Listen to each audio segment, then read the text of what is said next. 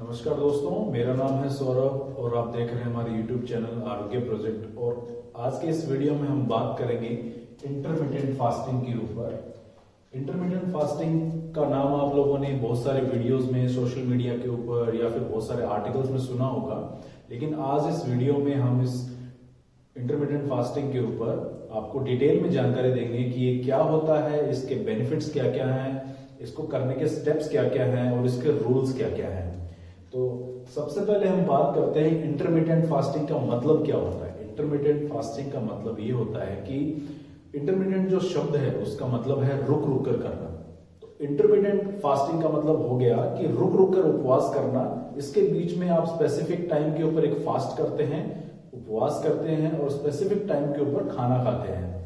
तो ये intermittent fasting का मतलब हो गया है। तो इसके बेनिफिट्स देखते हैं कि बेनिफिट्स क्या क्या है। इसके ह्यूज नंबर ऑफ बेनिफिट्स हैं, तो थोड़े बहुत मैंने इस पे लिखे हैं। तो सबसे पहला आता है कि ये आपके WBC जो व्हाइट ब्लड सेल्स हैं उनको इंक्रीज करता है, आपके इम्यून सिस्टम को स्ट्रॉन्ग करता है, आपके अंदर जो भी बॉडी के अंदर हमारे जो भी इन्फ्लेमेशन आते हैं उनको कम करने का काम करता है। It stimulates autophagy. ऑटोफेजी क्या होता है? ऑटोफेजी एक प्रोसेस है जिसके अंदर आपके जो डैमेज्ड प्रोटीन है उनको रिसाइकिल करने का काम किया जाता है। जैसे कि मान लें कि हमारे जो डैमेज्ड सेल है उनको रिसाइकिल करने का काम किया जाता है। और ये खास करके इंटरमिटेंट फास्टिंग या फास्टिंग के अंदर ये ज्यादा ट्रिगर होता है। तो ये आपके ऑटोफेजी को स्टिमुलेट करता है intermittent fasting. Fix your broken metabolism. जिन पेशेंट्स या जिन व्यक्तियों का मेटाबॉलिज्म स्लो होता है या फिर उनमें खाना पचने की क्षमता कम होती है, डाइजेशन की क्षमता कम होती है, या फिर वो अपने कार्ब्स को या फिर अपने कैलोरीज को जल्दी से बर्न नहीं कर पाते, तो इंटरमिटेंट फास्टिंग उनके लिए बहुत हेल्पफुल है। आपके ऑक्सीडेशन को लो करता है, ऑक्सीडेशन को कम करता है। तो हम ऑक्सीडेशन के बारे में जान लेते हैं कि ऑक्सीडेशन क्या होता है। कि कोई भी जो वस्तु है जो ऑक्सीजन के संपर्क में आती है वो टूटने लग जाती है, उसका विघटन होता है। तो ये आपके ऑक्सीडेशन को कम करने का काम करता है इंटरमिटेंट फास्टिंग। और आपके डिटॉक्स को बूस्ट करता है। आपके मतलब बॉडी के अंदर जो भी केमिकल्स या जो भी मान लीजिए कि जो भी टॉक्सिन्स जमा हैं उनको क्लीन करने का काम जो करते हैं वो इंटरमिटेंट फास्टिंग बहुत ही अच्छे से कर पाता है। फास्टिंग जो भी है आपके बॉडी को डिटॉक्स करने का काम बहुत अच्छे से करते हैं, आपके मेंटल हेल्थ को इंप्रूव करते हैं। जब ये सब चीजें आपकी बॉडी में आ जाएंगी तो मेंटल हेल्थ ऑलरेडी आपका इंप्रूव हो जाएगा। वेट लॉस के लिए अगर आप चाहते हैं कि मेरे को सीरियस वेट लॉस करना है तो intermittent fasting is the best way for you.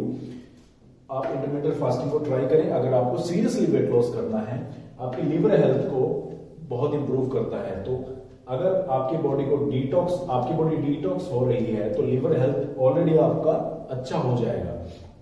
Diabetes, तो कुछ लोगों में मिथ्स है कि आप डायबिटीज के अंदर फास्टिंग नहीं कर सकते, लेकिन ऐसा नहीं है। आप इंटरमिटेंट फास्टिंग कर सकते हैं। डायबिटीज 2 जो नॉन इंसुलिन डिपेंडेंट NIDDM जो डायबिटीज होती है, non insulin dependent diabetes mellitus, उसके अंदर आप इंटरमिटेंट फास्टिंग कर सकते हैं। ये आपके बहुत ही बेनिफिशियल है, बहुत ही हेल्पफुल है। क्योंकि ये जो टाइप 2 डायबिटीज है इसके अंदर क्या होता है कि आपके ब्लड के अंदर शुगर लेवल जो ग्लूकोज है हमारा बढ़ा हुआ होता है, हाइपरग्लिसेमिया स्टेज में होते हैं हम।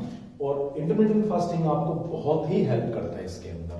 फास्टिंग करने के स्टेप्स क्या क्या हैं? सबसे पहला इंपॉर्टेंट चीज है कि आप लोगों को अपना मेंटली आपको स्ट्रांग होना है कि मुझे इंटरमिटेंट फास्टिंग करनी है या फिर कोई भी तरीके की नई डाइट शुरू करनी है।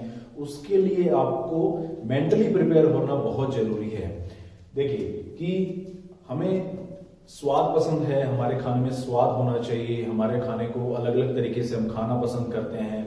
लेकिन इंटरमिटेंट फास्टिंग का यही पहला रूल है कि आप जो खाना खा रहे हैं उसको स्पेसिफिक टाइम के अंदर खाएं और लिमिटेड अमाउंट के अंदर खाएं, तो ही आपको इंटरमिटेंट फास्टिंग हेल्प करेगा इन सब चीजों के लिए। ये जो भी बेनिफिट्स मैंने लिखे हैं ये आपको हेल्प करेगा कि आप एक स्पेसिफिक वे में जाके जब इंटरमिटेंट फास्टिंग करते हैं तभी आपको हेल्प करेगा। तो सबसे पहला स्टेप ये है कि आप मेंटली प्रिपेयर हो इंटरमिटेंट फास्टिंग करने के लिए। आगे की हम प्रोसेस जान लेते हैं कि फर्स्ट स्टेप, मैंने फर्स्ट स्टेप में लिखा है कि breakfast plus lunch plus dinner plus snacks. तो स्नैक्स मैंने 2 बार लिखे हैं। हम क्या करते हैं, जनरली हम सुबह ब्रेकफास्ट करके घर से निकल जाते हैं, फिर हमें लंच से पहले भूख लगती है तो हम बाहर कुछ खा लेते हैं, ऑफिस में बैठे हैं या कोई स्कूल में हैं या फिर हम बाहर हैं कहीं भी, तो हम क्या करते हैं स्नैक्स खा लेते हैं। स्नैक्स में आप कुछ भी खा लेते हैं, जैसे समोसा खा लिया, कचौरी खा लिया या फिर पिज्जा बर्गर कुछ भी आप खा लेते हैं। तो हम जनरली दिन में 5 बार खाना खाते हैं, कम से कम 5 बार खाना खाते हैं। कुछ लोग 6 बार भी खाते हैं, 7 बार भी खाते हैं। तो हम कुछ ना कुछ खाते रहते हैं। तो सबसे पहला स्टेप क्या होता है कि ब्रेकफास्ट लंच और डिनर, उसके साथ हम स्नैक्स लेते हैं 2 बार। ब्रेकफास्ट और लंच के बीच में एक स्नैक्स ले लिया आपने, लंच और डिनर के बीच में आपने एक बार स्नैक्स ले लिया। तो सबसे पहले हमें क्या करना है कि हमें इन स्नैक्स को कट डाउन करना है। पहले हफ्ते में आप क्या करें कि आप अपने स्नैक्स को कट डाउन करें, स्नैक्स ना खाएं बिल्कुल भी। ब्रेकफास्ट लंच और डिनर के बीच में आप कुछ भी ना खाएं, क्योंकि क्या होता है कि आप जब भी खाना खाते हैं तो हमारा जो इंसुलिन है वो ट्रिगर होता है। अब मान लीजिए कि दिन में आप 6 बार खाना खा रहे हैं, 6 बार कुछ भी खा रहे हैं, तो हमारा इंसुलिन 6 बार ट्रिगर हो रहा है और हमारा जो मेटाबॉलिज्म, हमारी बॉडी जो है, हमारे ऑर्गन्स जो हैं हमारे बार बार खाने के लिए नहीं बने हुए, क्योंकि एक फूड जो है हमारा एक सोर्स ऑफ एनर्जी है। हम बार बार खाना खा रहे हैं तो हमारा इंसुलिन बार बार ट्रिगर हो रहा है। इससे हमें क्या प्रॉब्लम आती है, सबसे पहले हमें प्रॉब्लम आती है हाइपरग्लिसीमिया की, क्योंकि इंसुलिन हमारी बॉडी में कम होता जा रहा है और शुगर लेवल जो है हमारी बॉडी में, ग्लूकोज लेवल जो है हमारी बॉडी में बढ़ता जा रहा है। तो सबसे पहले हमें क्या करना है कि हमारे तीनों खानों के बीच में, ब्रेकफास्ट लंच और डिनर के बीच में जो भी स्नैक्स हम खाते हैं उनको कट डाउन करना है पहले हफ्ते के अंदर। स्टार्टिंग में आपको बिल्कुल एकदम आगे नहीं बढ़ना है कि आप स्टार्टिंग में शुरू कर दे कि भी मैं बिल्कुल कुछ नहीं खाऊंगा, ऐसा वैसा नहीं होता। आप स्टार्टिंग में शुरू करें कि आप स्नैक्स को बंद करें, आपके जो भी खाने के बीच में आप स्नैक्स खा रहे हैं उसको बंद करें। तो सेकंड स्टेप क्या आता है, ब्रेकफास्ट लंच और डिनर। अभी क्या बच गए हमारे पास, 3 खाने बच गए, हमारे 3 मेजर मील जो है बच गए। उनमें क्या करना है आपको, ब्रेकफास्ट और लंच को हमें कंबाइन करना है, ब्रंच बनाना है उसको। एक ब्रंच जनरल टर्म है कि ब्रेकफास्ट और लंच को जब आप कंबाइन कर देते हैं तो हम ब्रंच बोलते हैं उसको। तो ब्रेकफास्ट और लंच को आप कंबाइन कर दें और उसके बाद आप खाएंगे डिनर, डायरेक्ट डिनर खाएंगे। और उसके साथ आपको क्या करना है कि थोड़ा सा कोशिश करें कि आपके जो खाने में जो कार्ब्स हैं उनको थोड़ा सा कट डाउन करें, क्योंकि कार्ब्स को कट डाउन करने का ये जरूरी है कि आप, हमारी बॉडी में फैट ऑलरेडी जमा है, हमारी बॉडी में ग्लूकोज ऑलरेडी जमा है, हम हाइपरग्लिसेमिक हैं। तो कार्ब्स को कम करने से क्या फायदा होगा हमारा कि 2 तरीके की टर्म होती है, ग्लूकोजेनेसिस और ग्लूकोनियोजेनेसिस। इस टर्म को हम सिंपल भाषा में समझें तो क्या होता है कि हमारी बॉडी खुद को खाना शुरू करती है। खुद को खाने का मतलब ये नहीं कि हमारे मसल्स को खाना शुरू करती है। हमारे लीवर में जो ग्लूकोज स्टोरेज है, हमारी बॉडी में मसल्स के अंदर जो फैट स्टोरेज है, उनको कन्वर्ट करती है वो कार्ब्स के अंदर और धीरे धीरे उसका डाइजेशन शुरू करती है। जब हम इस स्टेज में आते हैं, जब हम ब्रंच और डिनर करते हैं, तो हमारे खाने के बीच में एक लंबा गैप आ गया, तो उसमें क्या करता है, बॉडी को भूख लगती है, लेकिन वो हमारे जो डिपॉजिट, जो हमारी बॉडी में हमने डिपॉजिट किया हुआ है ग्लूकोज, उसको खाना शुरू करते हैं।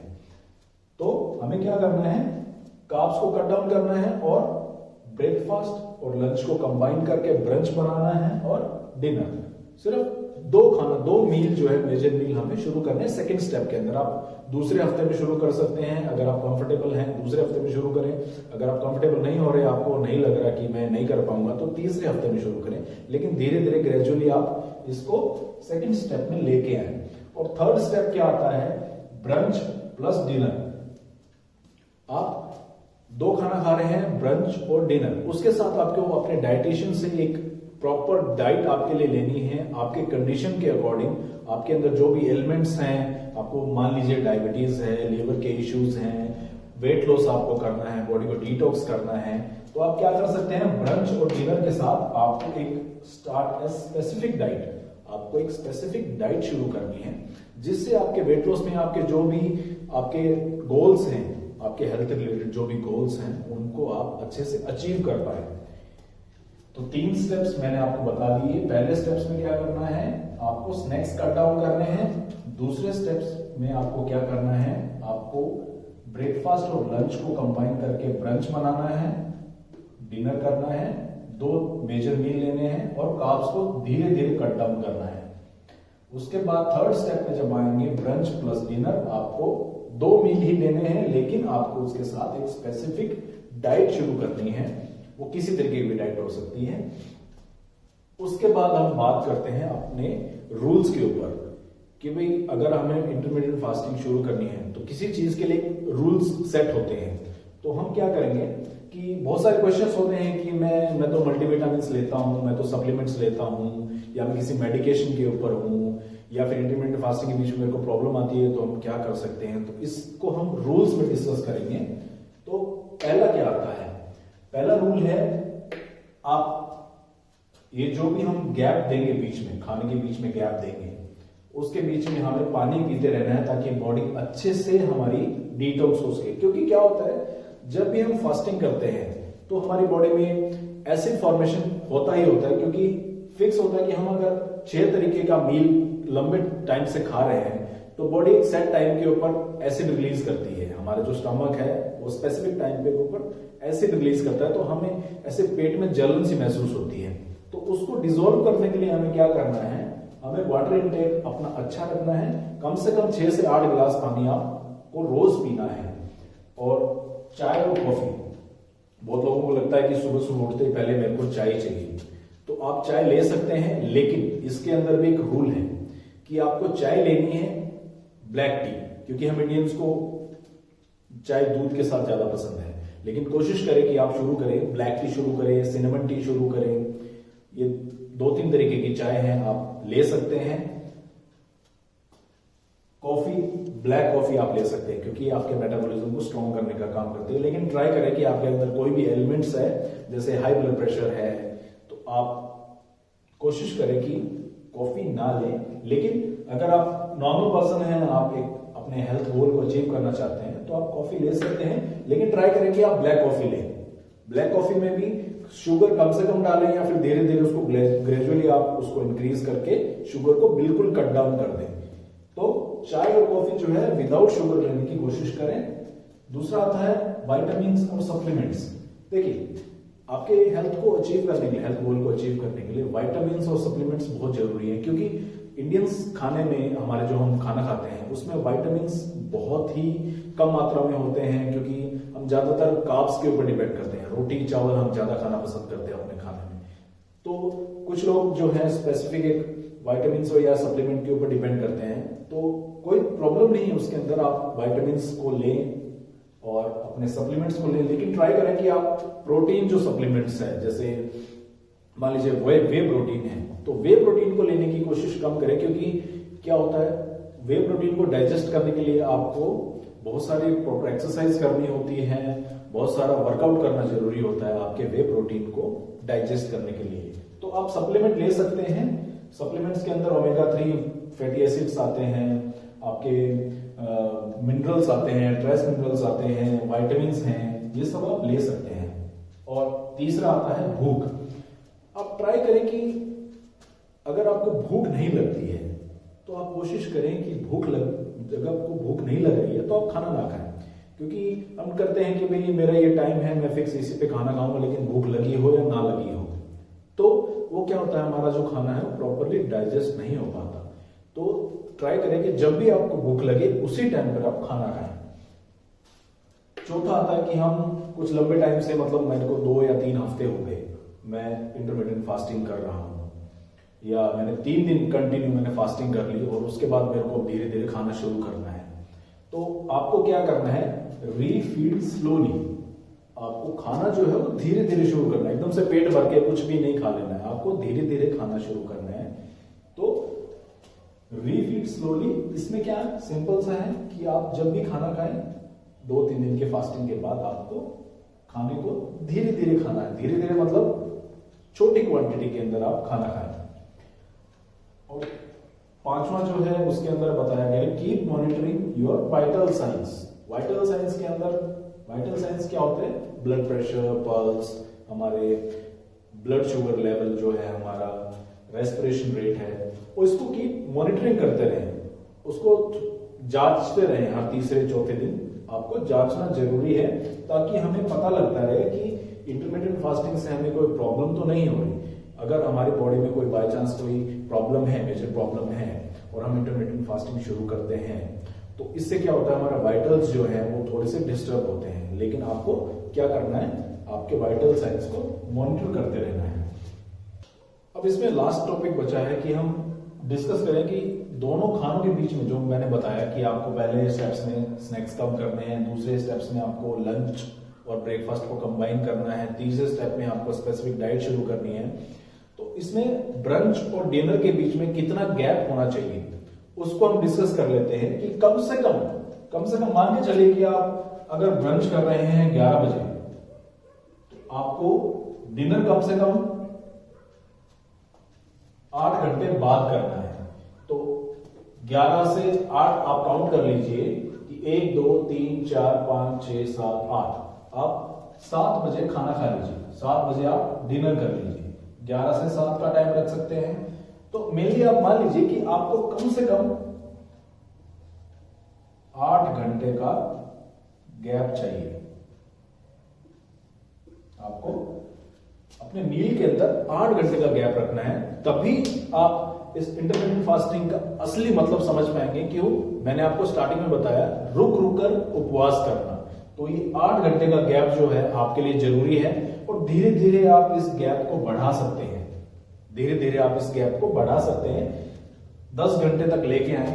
अगर आपको अचीव करना है कि मेरे को बिल्कुल एकदम फास्ट मेरे को वेट लॉस करना है या अचीव करना है अपने गोल को, तो आप इस टाइमिंग को थोड़ा बढ़ा भी सकते हैं। लेकिन ट्राई करें कि धीरे धीरे जाएं और धीरे धीरे ही आप अपने गोल को अचीव करें। एकदम से आपको शुरुआती दिनों में 10 से 12 घंटे का गैप नहीं करना है। स्टार्टिंग करें कि आप धीरे धीरे 6 घंटे का गैप लेके आए, फिर उसके बाद 7 घंटे का, 8 घंटे का, 9 घंटे का, 10 घंटे का ऐसा गैप रखें, तभी आप अपने गोल को अचीव कर पाएंगे। क्योंकि हमारे जो ऑर्गन्स हैं, हमारे जो डाइजेस्टिव सिस्टम है, उसको भी टाइम चाहिए।